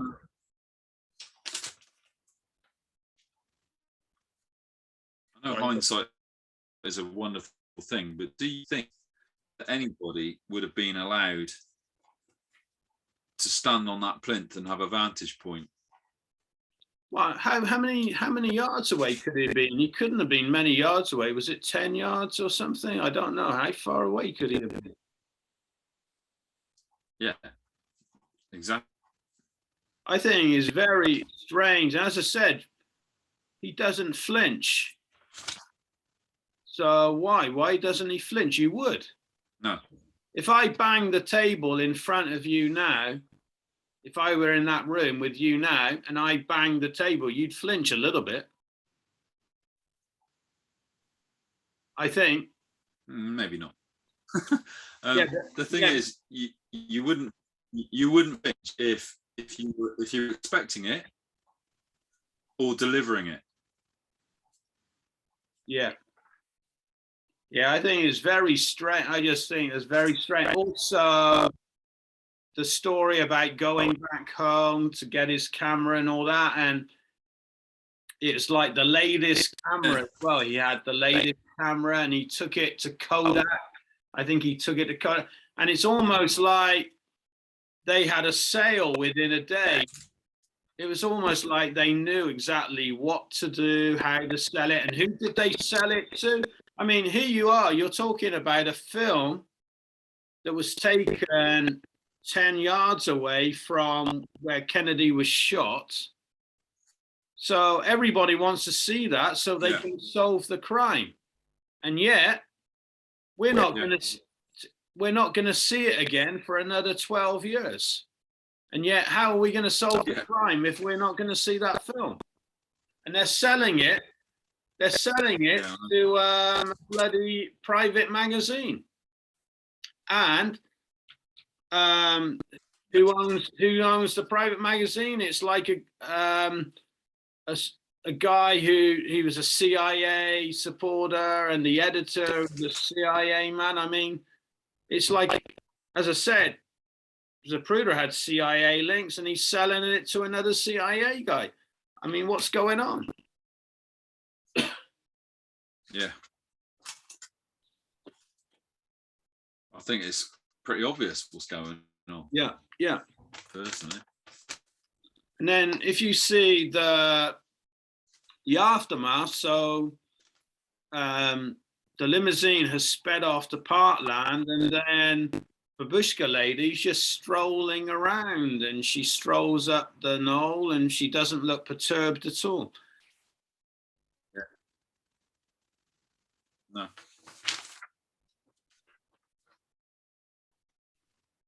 So I don't know. Were there any other stories, witnesses, Jace, that cool? Well, yeah, there were obviously there were the witnesses, the prisoners that were being held in the county court building. Yeah, they had cells, and their cells were overlooking it, and they were able to look out the window. They weren't able to have their windows open. Just saying, but apparently one witness said that he alerted a warden the fact that there was a guy looked like he had a rifle in the book depository, right? And the warden did nothing about it. He took his mind his own business, did nothing about it. This guy made a statement to this effect, and that statement was completely ignored. Also, the content of that statement was that the guy could not identify Lee Harvey Oswald as being the guy with the rifle in the book depository from the photos that he'd seen of Lee Harvey Oswald in the aftermath, right? But that was ignored. It wasn't even like brought to the Warren Commission. Yeah, totally ignored. Well, I mean, that's another. It was ignored because they said that they couldn't submit as evidence for incarcerated criminals, but actually they were in there being held awaiting their trials. They weren't. They were like remanded. They weren't like actually convicted criminals at that point. So again, okay. Nonsense. Yeah, I think also there was is it Julianne Mercer? I can't remember her correct name correctly, but yeah, before the shooting earlier, she was the one that wasn't she the one. She was the one, wasn't she, that made a statement about the shooter being behind the picket fence? Yeah, yeah. And then somebody else said that they saw a policeman behind the picket fence, and they went up to talk to the policeman, and the policeman told them to go away or whatever it was. Yeah, I think Julianne Mercer was the one. She saw what looked like a rifle being taken out of the pickup truck earlier in the morning up the knoll. Yeah. And she signed a statement. Yeah. And the statement had been changed. One of those guys, somebody else made a statement. Yeah, somebody identified the guy driving that pickup truck as being one of the 4 hobos that was photographed being marched outside the book depository. All right, that's the first I heard of that one. Yeah, did you not know that one? Yeah, so he was identified. The same guy. So somebody else had seen that guy in the truck, as well as Mercer or whatever her name was. Yeah. And then they'd seen the photograph of the hobos and identified one of the hobos as the guy in the pickup truck. Which hobo was it? I'm not sure. Okay. Yeah, I mean, there are other witness statements as well. I mean, I think also people running out. So I said that Forrest Sorrells, it took him 20 to 25 minutes to seal off the depository, but there were testimonies that there were people running out of the depository in that period before he'd sealed it off. Joke, huh? It's a joke. It's an absolute joke. So also on that point, so there's one account of there being no electricity and the telephone's been cut off. I've also heard stories about in the depository about locked office doors and people talking behind them as the shooting's going on, and other stories about if there were shooters up on the 6th floor or some other floor, that they made their escape because electricity was off. They were able to make their escape down the elevator shaft. Yeah. I mean, all things nice and convenient, right? But to turn off the electricity, there would have to be somebody to turn it off as well. So who would have turned it off? Well, yeah. Yeah, exactly. And also my guess is that they would have rehearsed that. So they would have rehearsed it at night or at the weekends. Yeah. Yeah, they would have had to have rehearsed it. Okay, so I think the rehearsals were done in New Orleans, to be honest, but that's another thing. Well, I think they would have had to rehearse it in the building itself, in my opinion. And if they rehearsed it, I mean, Roy Truly, was he the guy in charge of the building? I mean, would they have done it with his knowledge or without his knowledge? And again, it comes back, who are the people working in that building? I mean, are they what they see, what they say they are, or are they doing something else there? I mean, Oswald was obviously had links to intelligence, the mafia and so on. I mean, was everybody else the same? Was there possibly more than one patsy, and he just happened to fit the bill better than anybody else on the day? Well, yeah. Well, yeah, it does make you wonder. I think Oswald was a bit naive, though, to be honest. Yeah, personally, I don't think he's the innocent that some people made out.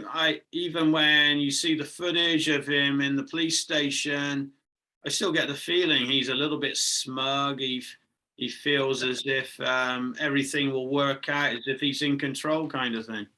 Yeah, because he'd probably been told that he would be all right. Yeah. So, yeah, I don't think he's a complete innocent. No. I don't think Marina is a complete innocent either. She always comes across as the hard done by unsuspecting Russian wife, but yeah, that's a strange setup, I have to say. I mean, what's going on there? Yeah. Okay, so let's move on to suspects. You were talking about that guy was identified as one of the hobos that was sat in the pickup truck. Yeah. So I'm reluctant to pick out Oswald as a suspect because it's a bit through the looking glass where he's been chosen for. He's been forced on us, and he wasn't necessarily a suspect at the time of the shooting. He only became a suspect later. So I don't think he was obviously a suspect at the time. So you have to say that, given everything that we know already, and because of the shambolic way they preserved or didn't preserve the crime scene, that everybody that was in the vicinity is a suspect. Absolutely, yeah. Everybody in Dealey Plaza there is a suspect. Yeah, until they're eliminated. That's right, yeah, absolutely. Which is why all the protocols need to be followed, because you never know. That's right, yeah. We probably never will. Yeah. Yeah, so, some people say that Jack Ruby was there in the depository doorway. I mean, and he's been Yeah. sort of blacked out and all that kind of stuff. Was that before or after he switched the electric off? Yeah, that's right. I mean, that's another strange story. You know, I've even seen, I never heard it before, but recently I saw I think it was Jack Revel. He was working for the Dallas Police Department. I think he was in the Criminal Intelligence Department or whatever. And apparently he said that Oswald was Ruby's son. And if you look at their pictures, their mouths, their noses, they are identical. I've never heard that before. Yeah, I'd never heard it before, but if you look at their noses and their mouths, they're the same nose, the same mouth. Interesting. Age-wise as well, it would kind of work out right as well. So who was his mother then? Well, I mean, that's the other thing. I mean, is Margaret really his mother, or was it somebody else? I don't know. Yeah. Okay, so suspects. I've got there was one man or more than one man on the knoll with Secret Service credentials. We've got the 3 tramps in the railway car. There was a boy, apparently, a young guy arrested with a sports shirt, and then he was released. Yeah. Eugene Braden, he seemed to change his names a lot. He's a mafia guy who would also be in Los Angeles at the time that Bobby Kennedy was murdered. So I don't know. Was there anybody else sticking out? So who else was sticking out there that would be obviously a suspect? I know you were saying everybody's a suspect in Dealey Plaza. So anybody else that sticks out that you would say was obviously a suspect? Well, yeah. If I was a criminal investigator, I would certainly have Zapruder as a suspect. That's for sure. Yeah, me too. And Babushka lady. Yeah, I think personally that the Bobby Kennedy assassination is a bit of a Rosetta Stone, because everybody's kind of looking that way. And actually you should be looking this way. Everybody's kind of looking long distance. You should be looking short distance. Yeah. And I think if you believe that Thane Caesar, the security guard, fired 3 shots, or how many shots it was, into Bobby Kennedy, then I think that gives you an insight into what might have happened in the Kennedy one. Yeah. No, I agree. And for Oswald, just read Sirhan. Sirhan is a patsy. Again, not saying he's completely innocent. I don't know exactly what he was up to, but they were the fall guys. Yeah. 100%. And also I think you've got to look at this and say, these people that did this had brass necks. They did. They had really brass necks. And what they did is they did it because they did it on the basis that nobody would, or few people would believe that it would happen, that people would do it. Well, the big was it Jim Garrison said, the bigger the lie, more people believe it. That's right. And you could say the same about the moon landing. You could say the same about 9/11. Yeah. Yeah, you know more about that. I saw something the other day about Buzz Aldrin was saying something about that moon landing, but I didn't read any further because it looked like one of those sales traps where you get lulled into something. Yeah.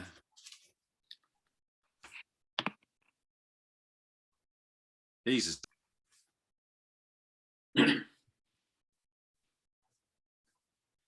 Yeah, so I was just saying that I reckon Buzz Aldrin's dodgy as the day is long as well. But that's another story. So, okay, so we've talked about suspects, and let's move on to the evidence. Or what do you think? Should we look at the evidence, or should we look at, if it were you, what if you wanted to take a shot, what would you have done? What do you think's best? First go to the evidence, or what you would have done? Not sure I quite understand what you mean. So I think, in my opinion, you should. Okay, the evidence, of course, is what is vital, but I think it's also, for me, I'd want to know, if it were me, what would I have done? Because do you think that whoever did this, did they want to be caught or not want to be caught? I don't think they wanted to be caught. Well, no, I mean, I don't know, it's hard, isn't it? Because I mean, these days you've got like suicide bombers, for example, that they're a martyr to their cause, so therefore they know if they're going to take someone out, they're going to take themselves out, right? Yeah, I think it's a similar sort of thing. If we're assuming that Lee Harvey Oswald was the lone assassin, he's going to go into that knowing that he's not getting away with that, right? And you could argue the fact that he was maybe a martyr to his cause if it was indeed him, right? But if you go into it knowing that you're not going to get away with it, then why would you then run off somewhere and hide in a movie theater? It makes no sense. Yeah, none of that makes any sense, really. You would like, yeah, I'm the martyr to the cause. I'm going to shoot the president of the United States. I know I'm not going to get away with it, so here I am. I've just done it. I'm waiting in the book depository for you to come and get me. Well, that's the other thing to me, that what doesn't match, because I think to get Kennedy to Dallas at 12:30 on a Friday afternoon, it wasn't just some random thing with Oswald just opportunistically taking a pot shot. This was something that was elaborately created. So and took a lot of planning. So for something to take that so much planning, and then, like you say, to say, oh yeah, here I am. Also, if you'd gone to all that planning, I wouldn't have myself on the 6th floor of a building, and then to take the shot, and then I got to go down all the bloody steps to make my escape. Exactly right. So that is not where I would be shooting from. If I'd have been in Oswald's shoes, all right, and let's just try and put yourself in Oswald's shoes for a moment, right? And you are going to carry out this historic event that will be talked about. Well, here we are talking about it now, right? Let's just say you're doing that. You know you're going to get caught one way or the other. If it was me, and I knew that the only way I could get a clean shot, and I say that in inverted commas because I don't think it was a clean shot. The only way I could get a clean shot was from the 6th floor of the book depository. I wouldn't be then trying to escape afterwards. I'd be like, yeah, it was me. I just shot the president. Come and get me, right? If you want to shoot me, that's fine, because I'm already a martyr to my cause. It doesn't matter, right? Or I would be going back to the canteen in the place that I worked and just sitting there mingling in. Yeah. It doesn't matter. So I think he was told he had to meet certain people at certain times. Yeah. And anybody doing that, even if they're some real cold assassin, they're going to be in a a real state of anxiety. They're not going to be able to walk out of the depository in the middle of all that shit going on, calmly walk to wherever they're going to go to and get in a theatre and sit there and relax, right? You're going to be really, really dodgy and suspect, right? From the minute you step down the stairs in the book depository. I'll tell you who he needed to behave like. He needed to behave like Babushka Lady or Abraham Zapruder. That's who he needed to behave like. Exactly right. Or the civil service even.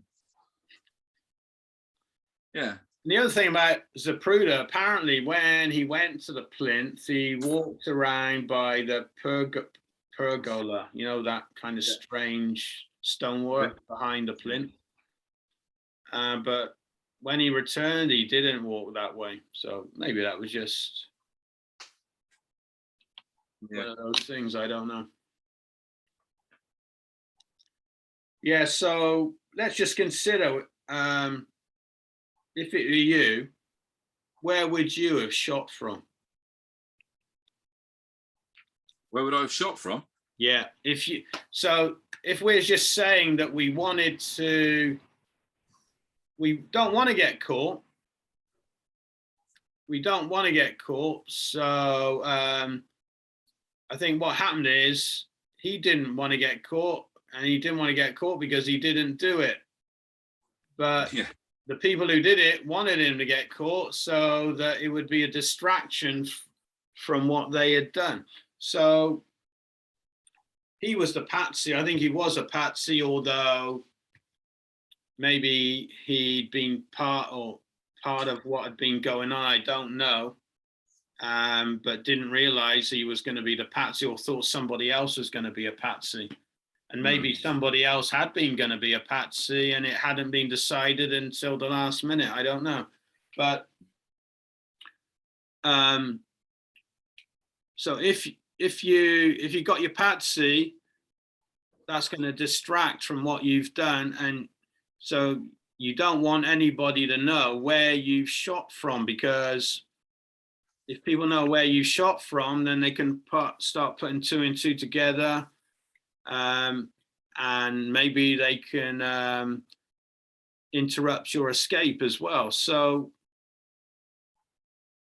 I think the people who did this, firstly, they had a spot they felt was safe to shoot from, and also from which they could make a good escape. Yeah. So I would have done it from the railway bridge, personally. So how would you escape from the railway bridge? People, I mean, it's in the open, isn't it? Well, I would have made sure that there was a train on it. Well, that's the thing. There was a train. And that's something you don't read about. And that's the other thing. When you read about these things, it's the bits that you don't read about very much that then pop up and you think, why did I never read that before? So actually, there was a train, wasn't there, crossing at that precise moment. Yep. But there was a train crossing at that moment, but you very rarely read about that or see it. So, so everybody on that train was a suspect also. Yeah, there was. I'd forgotten about it. There was a train crossing at that moment. So I think you'd want to be. So you wouldn't be one of the people, the railway guys standing on the bridge. You're talking about somebody shooting from the train, the moving train. So for me, it would be some place that's concealed, or you're disguised in some clothing that nobody would suspect you to be a shooter. Yeah, so like a policeman on the picket fence, or even a motorcycle cop. Yeah, riding right behind the president's head. That's right, and it's similar. That's why I go back to the Bobby Kennedy thing. Thane Caesar, security guard. Yeah. So the last person you would suspect. Yeah, exactly. Yeah. So if we're talking about places that were concealed, if it were me, people have said it wasn't big enough, but times moved on, people have said it could have been some work done on it that changed it. But the car does seem to have stopped right by that drain. Some people say Johnny Roselli was in there or whatever, but there was a gutter. The car stopped right by the gutter. I've often considered that, and I've often thought, actually, because the sides of a Lincoln are quite high from the ground up, from the road up, and if you were at that lower level, I'm not sure you'd have had to have been almost. I'm not sure the angles. I'm not sure you could have got him the way you got him. Yeah. Maybe one of the shots, perhaps. Maybe one of the shots. Maybe the fatal shot that took the top of his head off. Maybe. But the other shot, the one that hit him in the back, went into the back. You know. Yeah. Through his neck, or just above his back, but base of his neck. You couldn't have got that from the drain. Which would have said, even if Johnny Roselli or whoever was in the drain and delivered a shot that hit the target, there would have still needed to have been more than one gunman. Yeah, absolutely. I'm not saying just it would have been responsible for all the shots. I'm saying for one of the shots. So I think the drain is a consideration. I also feel similarly about somebody shooting over the top of the picket fence. To me, that sounds a little bit similar to shooting from the 6th floor of the depository, or even from the pergola. I mean, it seems a bit open to me. You know, I mean, you've gone to all that trouble of setting it all up, and then those places seem quite exposed to me. But what I had thought about from the picket fence is, if one of the, what do you call them, pickets, I don't know what you call one thing, actually was moved, and the cars were parked up to the back of that fence. I think there was also a drain on the other side of it, so you could actually have somebody maybe invisible, and then just for the few seconds when they needed to make a shot, one of the pieces of wood was moved. They were already inside the drain. Shoot, the wood goes down again. They disappear into the drain. Well, also in the Warren Commission, right? In the Warren Commission, there was a statement to say that somebody saw a flash from behind the picket fence, right? And they thought it was the flash of a gun going off, right? The Warren Commission dispelled this theory by saying it could possibly have been the sunlight reflecting off the badge of a police officer stood at the picket fence, right? And yet, about 4 volumes previous, they said that there was no police officer stood at the picket fence. Yeah, well, I mean, again, that's another reason why I never bothered reading. Well, it's not the only reason I never bothered reading the Warren report, but it's one of the reasons. Yeah. So is that the end of our first installment? It is, yes. So actually, I just wanted to say something else there, and you've thrown me off track. So yeah, I was just gonna. So we were looking at that picture as well. I just wanted to tell you a story about when I lived in Ireland. So I lived in Ireland at the end of the 70s and the early 80s. And I'm not sure where I read the story. So it could have been in some newspaper, but also the IRA, they had an IRA newspaper that they used to distribute around the pubs at the end of the night. So I'm not sure whether I saw it in that, but there was a family of farmers. They lived on the border. I think half their farm was in Northern Ireland and the other half was in Southern Ireland. And they were IRA members, and they had a car. I can't remember what car it was. It was a hatchback or something. And they'd ripped out the back of the hatchback and they'd installed a gun or something, and they'd used it to attack some army post somewhere. And the guy, so you'd have the guy driving the car, but there'd be a guy in the back, and he was they'd have a little hatch or something in the back. And, you know, a little bit like the automatic guns that you'd see on an Aston Martin, you know, the James Bond Aston Martin shooting out the back. So, so when I showed you that Algen's photo, I'm not saying that was, I'm just saying, you know, considering that there were shots from the front, that, you know, that might have been a possibility as well. I'm not saying that's what happened, but I'm just, when I saw that Algen's photo, and Algen's just made me wonder as well, because he was subpoenaed by Jim Garrison to appear at the Clay Shaw trial. Yeah. And he didn't go. He declined to go. He refused to go. I don't know why. I don't know why Garrison subpoenaed him. And then he died in his home, with, I think, with his wife, of carbon monoxide poisoning in the late 90s. But I was just, that photo we were looking at, I just think it might be kosher, there might be nothing wrong with it at all. I just thought it looked a bit strange. So bearing in mind that there was a shot, I think there were shots possibly from the front, and if there was a hole in the windshield, then that would support that. Then I was just thinking that that's one option to consider, that a shot came from the lead car out of the rear. That's what I was thinking. So do you think that that waving flag that's on the corner of the Lincoln was doctored in some way to hide or cover up?